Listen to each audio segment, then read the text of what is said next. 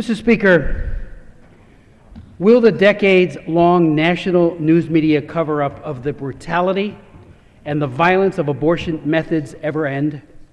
Will Americans ever be told of the horrifying details as to how and how often abortionists dismember, decapitate, and chemically poison innocent babies? Will Americans ever be informed by a conscientious, unbiased national news media that in the past 40 years, over 55 million child victims have been brutally killed by abortion, a staggering loss of children's lives that equates to the entire population of England, and that many women have been hurt physically, emotionally, and psychologically.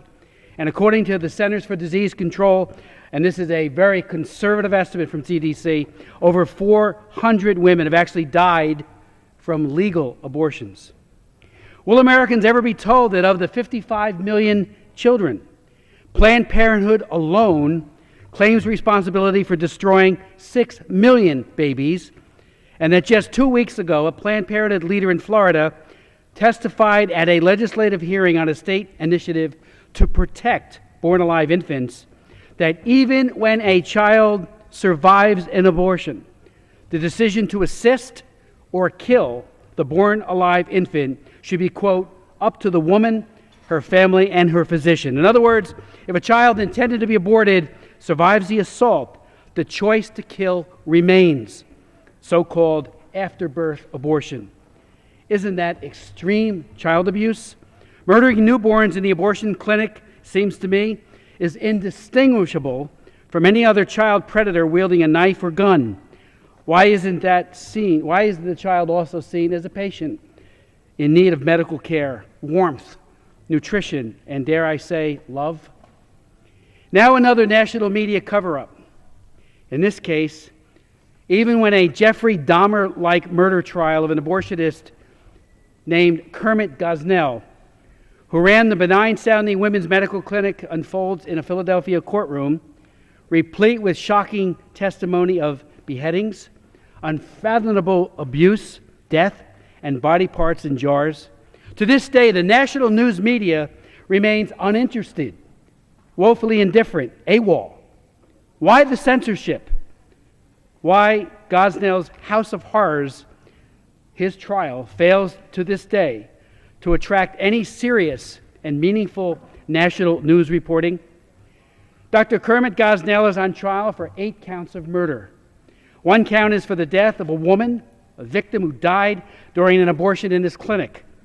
7 counts are for babies who survived their abortion and were born alive, but then killed by severing their spinal cords with a pair of scissors. In the words of the grand jury report, Gosnell had a simple solution for unwanted babies. He killed them. He didn't call it that. He called it ensuring fetal demise, a nice euphemism. The way he ensured fetal demise was by sticking scissors in the back of the baby's neck and cutting the spinal cord. He called that snipping. Over the years, according to the grand jury report, there were hundreds of snippings. Indeed, the national news media has not only taken a pass and looked the other way, but their stunning indifference has done a grave disservice to Gosnell's victims, the woman killed, other women injured, and children slaughtered by Gosnell. Because of the national news media's indefensible silence, because of their failure to report, other women and children at other abortion mills might also be at risk. Indeed, the grand jury report, again in January of 2011, pointedly pointed out and noted that in absence of press coverage and gross negligence by the health department in Pennsylvania, enabled Gosnell to show a, quote, contemptuous disregard for the health, safety, and dignity of his patients that continued for 40 years. Right from the beginning of Roe versus Wade, he was overlooked by a media that was disinterested. Some media commentators, however, are beginning to take note of the national news media blackout and the bias that undergirds and is inherent in that blackout. Yesterday, the Investor's Business Daily editorial was the title, Newton in the Clinic. The media ignores the Gosnell trial. Begins in pertinent part, media bias. A basketball coach who shoves and curses at his players merits constant coverage by a media transfixed by Newton. But a Philadelphia doctor on trial for murdering a woman and 7 babies, it's ignored. Those who get their news from the 3 major networks have probably not heard of Dr. Kermit Gosnell, now on trial in Philadelphia, charged with 7 counts of first-degree murder and 1 count of third-degree murder for killing 7 babies who survived abortions and a woman who died after a botched painkiller abortion. He points out, or the editorial points out, according to the Media Research Center, in 1 week, Rice, that's the coach from Rutgers, received 41 minutes, 26 seconds on ABC, CBS, and NBC in 36 separate news stories. Gosnell received 0 coverage. The editorial points out, if Dr. Gosnell had walked into a nursery and shot 7 infants with an AR-15, it would be national news and the subject of presidential hand-wringing.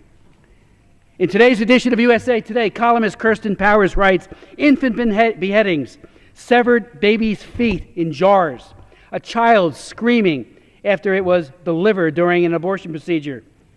Haven't heard of those sickening accusations? It's not your fault. Since the murder trial of Pennsylvania abortion doctor Kermit Gosnell began on March 18th, there has been precious little coverage of the case that should be on every news show and on the front page. She goes on to write in her editorial or column, a LexisNexis search shows none of the news shows of the 3 major networks has mentioned the Gosnell trial in the last 3 months. The exception is when Wall Street Journal columnist Peggy Noonan hijacked a segment of the Meet the Press show. Again, I ask my colleagues and I ask the news media, why the blackout? Will America ever be told the brutality of abortion and the violence that is commonplace inside the abortion industry? Or will the media, the national media especially, continue to censor and censor, and in this case, censor a trial of the century that exposes all too inconvenient truth that not only are unborn children destroyed in these killing centers by being decapitated and dismembered, but that even babies who survive the abortion can't escape the deadly hand of these child predators.